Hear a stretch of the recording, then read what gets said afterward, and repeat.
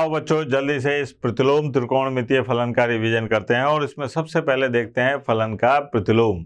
फलन f अगर a से b में परिभाषित है और इस प्रकार से है कि वो एकेकी और आच्छादक है तो इस प्रकार के फलन का प्रतिलोम ज्ञात किया जा सकता है।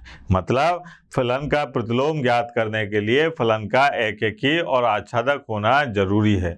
किसी भी फलन का जब प्रतिलोम दर्शाया जाता है, अगर फलन ऐसे ही लिखा हुआ है y बराबर एफ एक्स, ठीक है, ऐसे फलन ऑफ x, तो यहाँ पर x बराबर ये क्या हो जाएगा f इनवर्स y।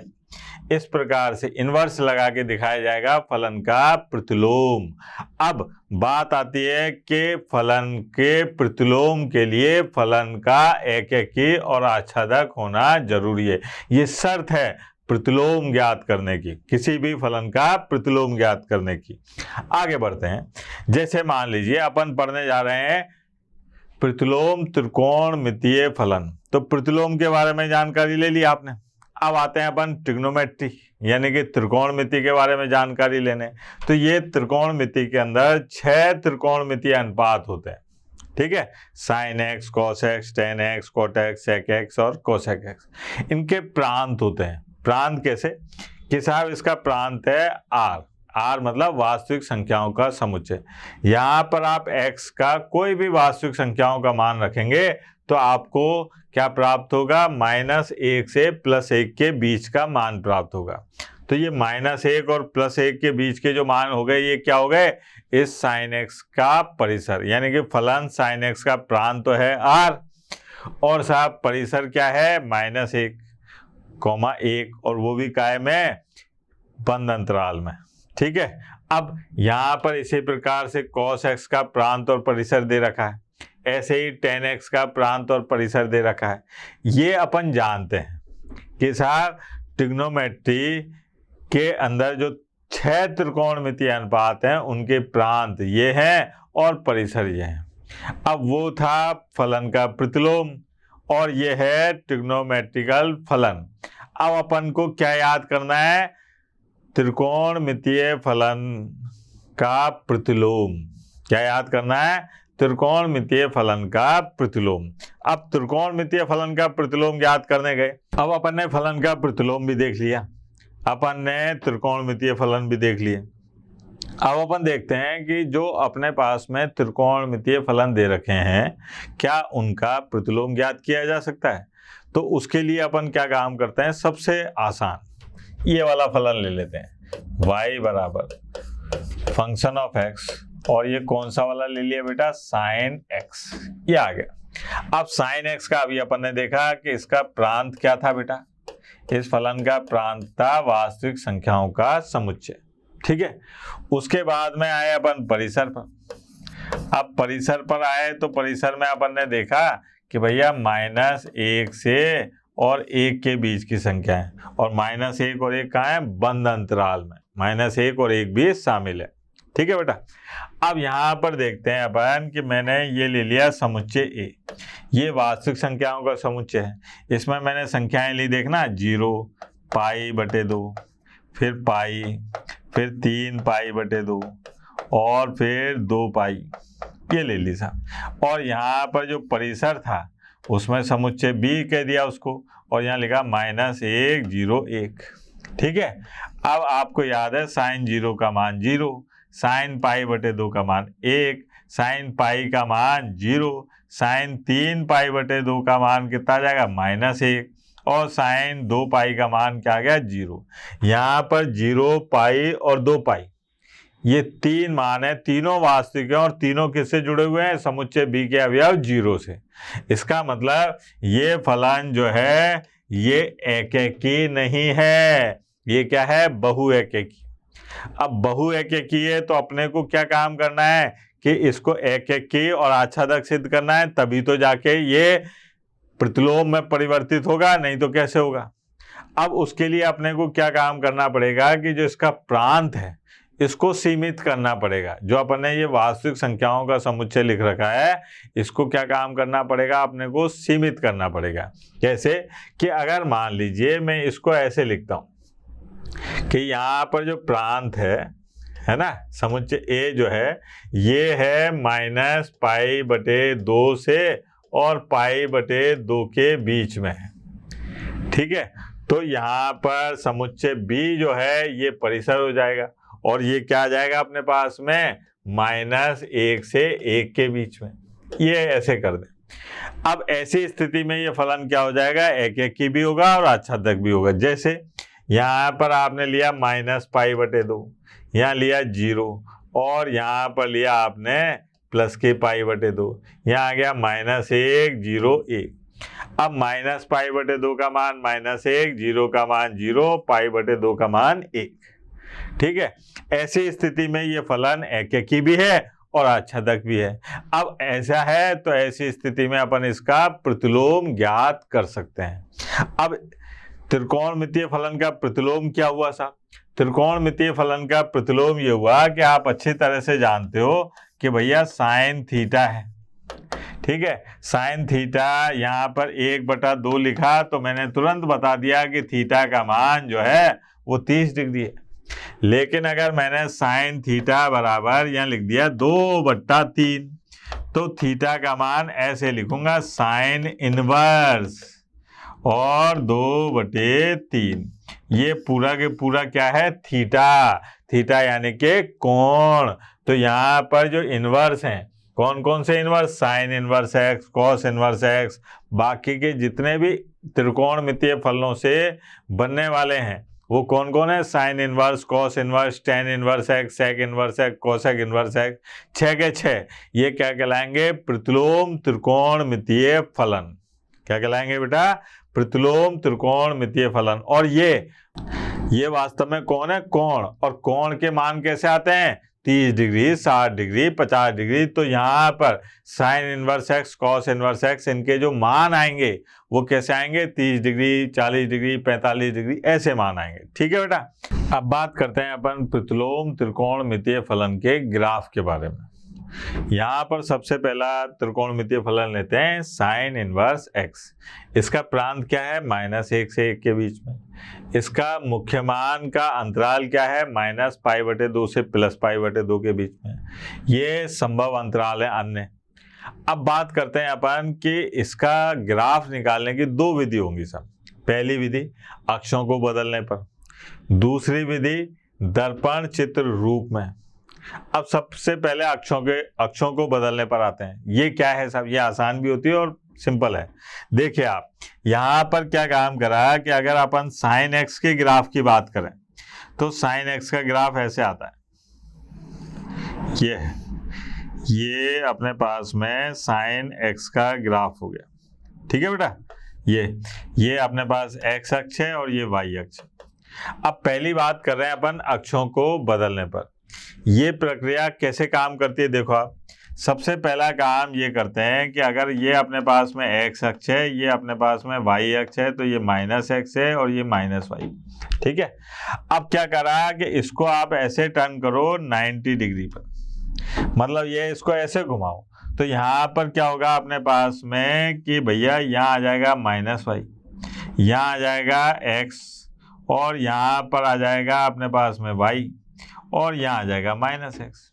ठीक है, फिर इसके बाद में इसको ऐसे टर्न करो, ऐसे 360 डिग्री पे, यूं, है ना, यूं टर्न करो तो क्या होगा कि यहाँ पर अपने पास में आ जाएगा, यहाँ आ जाएगा -y, यहाँ आ जाएगा प्लस का y, ये x और ये -x। ये हो गया सर। अब आप इसको देखो, आप पहले इसको आपने ऐसे करा, ऐसे हो गया, फिर इसके बाद में यूं टर्न करा तो देखो आप, ये जो था जब आपने इसको पहले ऐसे करा, ऐसे, तो ये क्या आया अपने पास में, देखना जरा, ये इधर ऐसा है, ये यूं, है ना, ये यूं। फिर जब आपने इसको ऐसे टर्न करा तो देखो आप, ये इधर आ गया। ठीक है, और ये इधर है ना, ये वाला है। ये कहलाता है अक्षों को बदलने पर आलेख। ये प्राप्त हो गया अपने को साइन इनवर्स एक्स का ग्राफ। ये तो पूरा ग्राफ है। अपने काम का तो ये है -π/2 से और +π/2 के बीच में, ये वाला, बस इतना। ये ग्राफ मिला साहब। अब दूसरी विधि क्या है साहब, दूसरी विधि है दर्पण चित्र रूप में। दर्पण चित्र क्या कहता है कि साहब दोनों अक्षों के बीच में एक रेखा खींचो y बराबर x। y बराबर x वो रेखा है जिसकी प्रवणता 45 डिग्री है, ये खींची आपने। यहाँ देखो आप, ये यूं कह रहे हैं कि साहब y बराबर x एक ऐसे रेखा खींच दो। अब क्या हुआ कि यहाँ पर अपने को देखा कि अगर मैंने यहाँ पर ये रेखा खींची तो इसका जो फोटो है वो मेरे को दर्पण में देखूंगा तो ऐसे दिखाई देगा, और या फिर ऐसे दिखाई देगा। यहाँ पर ये दिखाई देगा और ये दिखाई देगा। लक्षण से ये लिख रखा था -π/2 के बीच में। तो ये है अपने पास में दर्पण चित्र रूप में, और ये है अक्षों को बदलने के रूप में। इसको कहते हैं अपन प्रतिलोम त्रिकोणमितीय फलन को का ग्राफ याद करने की विधि। और देखते हैं अब, जैसे cos इनवर्स x है, cos इनवर्स x का क्या है, -1 से 1 प्रांत है, और साहब मुख्य मान क्या है, 0 से π, ये संभव अंतराल है। अब अक्षों को बदला अपन ने, अक्षों को बदला तो देखो आप, मैंने आपको क्या बताया अक्षों को कैसे बदलना है, कि सबसे पहले तो आप ऐसे बदलो 90 डिग्री पर, फिर उसको ऐसे करो, तो ऐसे करने पर अपने को ये प्राप्त होगा। और दर्पण चित्र विधि में क्या है कि आप y बराबर x एक रेखा खींचो, उसमें इसका चित्र देखो साहब, वो चित्र दिखाई देने की विधि ये रही साहब। तो ये दर्पण चित्र रूप हो गया और ये अक्षों को बदलने पर आ गया। ठीक है बेटा। इसी प्रकार से tan इनवर्स x है, उसके ग्राफ के बारे में दे रखा है। फिर उसके बाद में sec इनवर्स x है, फिर cosec इनवर्स x है, और ज़्यादा करो तो cot इनवर्स x भी है। अब आगे बढ़ते हैं साहब। अब मुख्य मान से संबंधित अपन कुछ प्रश्नों का हल ज्ञात करते हैं। इसके लिए मैंने क्या काम करा कि यहाँ पर एक डी बना के रखी सर, जो शुरू में सिखाई थी ना बेटा, ये डी ये बताई, और इस डी में ये बताया कि साइन इनवर्स एक्स हो, कोसेक इनवर्स एक्स हो, टेन इनवर्स एक्स हो। अगर प्लस का मान है तो प्रथम चतुर्थांश में, और माइनस का है तो कहाँ मिलेगा, चौथे में। ऐसे ही कॉस के बारे में बातचीत करें तो कॉस के लिए क्या है अपने पास में कि अगर प्लस का मान है तो कहाँ होगा, पहले में, और माइनस का है तो दूसरे में। अब यहाँ पर बात करिए अपन ने कि यहाँ लिखा हुआ है कॉस इनवर्स माइनस √3/2, माइनस आ रहा है साहब। अब कॉस माइनस का आ रहा है तो मुख्य मान के हिसाब से इसका जो मान है वो कहाँ मिलेगा, दूसरे चतुर्थांश में। और दूसरे चतुर्थांश में कोई भी मान देखा जाता है तो वो ऐसे देखा जाएगा पाई माइनस, और यहाँ लिखा जाएगा कॉस इनवर्स और √3/2। अब इसको ऐसे पढ़ते हैं कि √3/2 कॉस में किसका मान होता है। तो यहाँ पर आया पाई माइनस, किसका मान है बेटा, ये है π/6 का। तो आंसर आ गया 5π/6। ऐसे ही कोसेक इनवर्स की बात करी, इसका मान आ रहा है माइनस का। कोसेक माइनस का कहाँ मिलेगा, चौथे में, और चौथे चतुर्थांश में अगर कोई मान देखना हो तो माइनस कर दो। तो ये आ गया भैया माइनस कोसेक इनवर्स 1। अब बताओ एक कोसेक में किसका मान होता है, तो ये होता है π/2 का। इसका मुख्य मान आ गया -π/2। ऐसे ही यहाँ देखो आप, साइन में माइनस का मान आ रहा है, मुख्य मान की चर्चा करते हैं। अब साइन में अगर प्लस होता तो पहले में होता, माइनस है तो चौथे में है। तो यहाँ पर आ गया अपने पास में माइनस साइन इनवर्स, और ये आ गया √3/2। अब ये बताओ कि √3/2 साइन में किसका मान होता है, तो √3/2 साइन में किसका मान होता है बेटा, π/3 का। यह आ गया साहब π/3। तो इसका आंसर आ गया -π/3। ये हुआ अपने पास में मुख्य मान निकालने का तरीका। और आगे बढ़ते हैं। प्रतिलोम त्रिकोणमितीय फलन के कुछ गुण दे रखे हैं। सबसे पहला गुण है ये, यहाँ पर है कि साइन इनवर्स और कोष्टक में साइन x हो तो x बचता है। हमारे गांव में इसको ऐसे कहते हैं कि अगर टक्कर सीधी होती है तो ये कट जाते हैं और क्या बचता है, x बचता है। इसकी शर्त यह है कि x का मान -π/2 से +π/2 के बीच में रहना चाहिए। ऐसा सबके लिए है। कॉस इनवर्स कॉस x अगर टक्कर सीधी है तो ये कट जाएंगे, क्या बचेगा, x। बस अंतर आएगा कि x का मान ये होना चाहिए, मतलब x का जो मुख्य मान है वही होना चाहिए। अगर मुख्य मान नहीं है, ठीक है, तो फिर ये काटाकूटी नहीं चलेगी। तो अब इसका अपन एक उत्पत्ति भी देख लेते हैं, छोटी सी बात है साहब, इसको देख लो साहब। यहाँ पर क्या हुआ अपने पास में कि माना कि साइन एक्स बराबर, क्या माना भैया, साइन एक्स बराबर, ये मान लिया अपन ने वाई, ठीक है, साइन एक्स बराबर क्या मान लिया, वाई।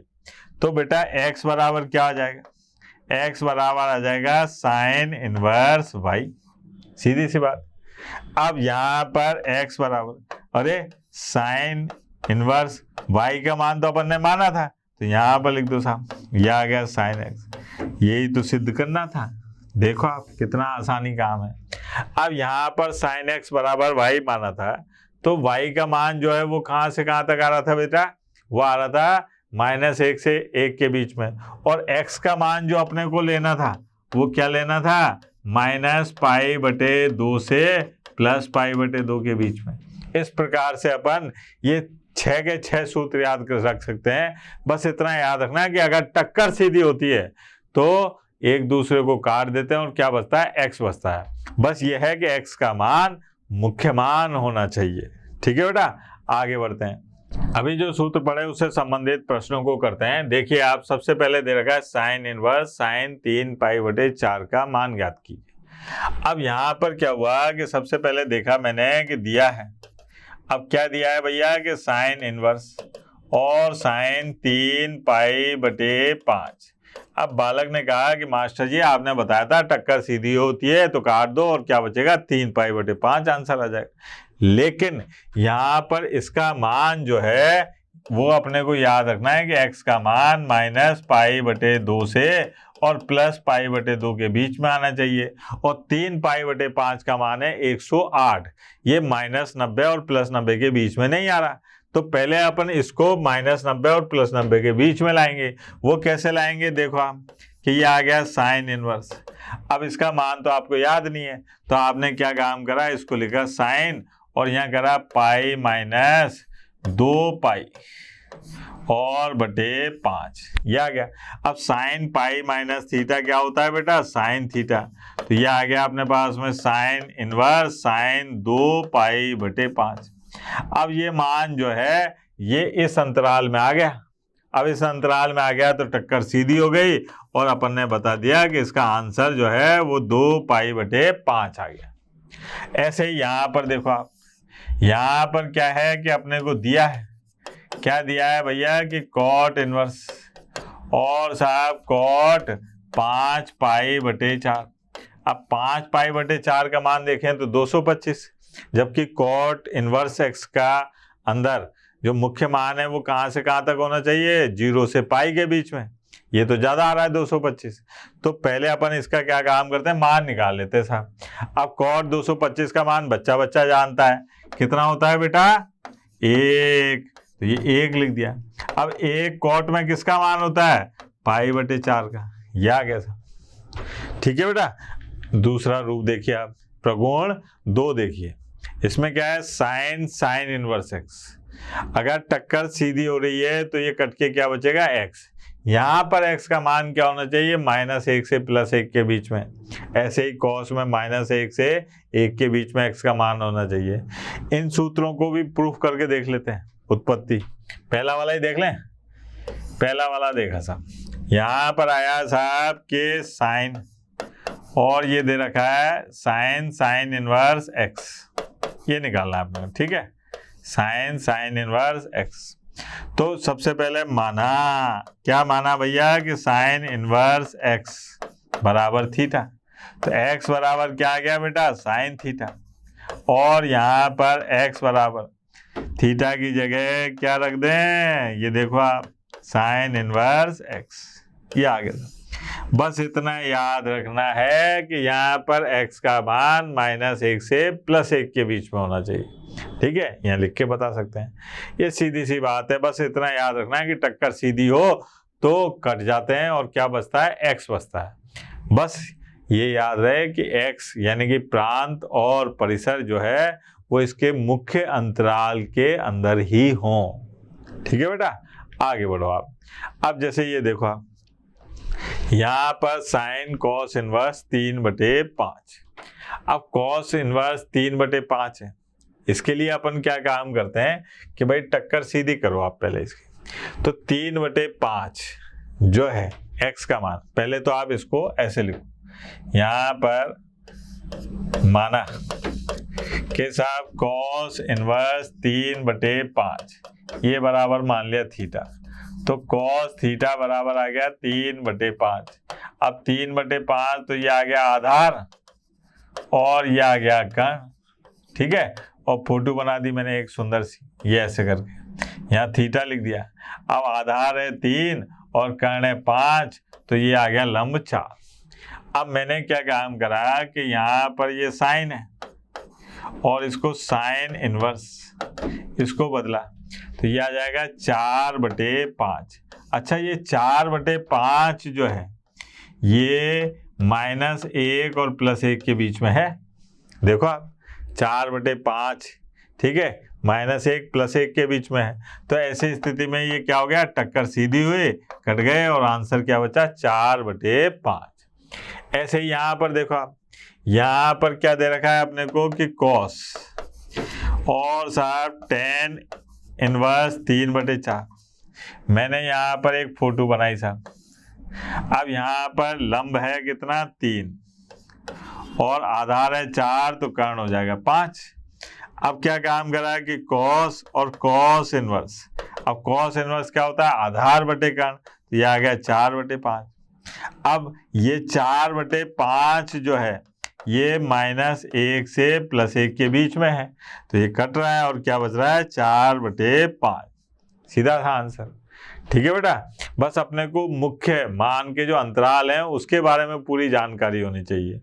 ये देखो आप प्रगुण 3 देखिए, इसमें क्या दे रखा है अपने को कि साइन इनवर्स 1/x बराबर होता है कोसेक इनवर्स x के।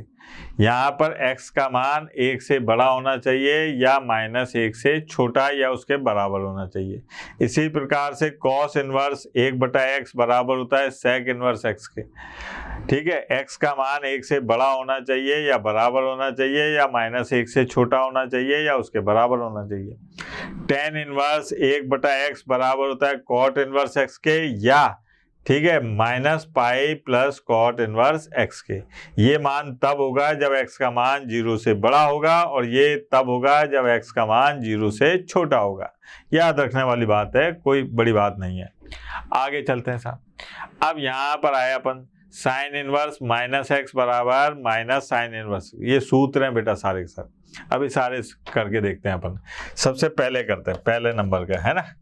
यहाँ पर क्या है कि माना, देखना जरा, माना कि साइन इनवर्स x बराबर है थीटा, तो x बराबर आ गया साइन थीटा। अब अपने को जरूरत थी किसकी, माइनस की, तो मैंने दोनों पक्षों में माइनस का गुणा कर दिया। अब माइनस का गुणा करने पर पता चला कि भैया साइन माइनस थीटा बराबर माइनस साइन थीटा होता है, तो मैंने ऐसे लिख दिया।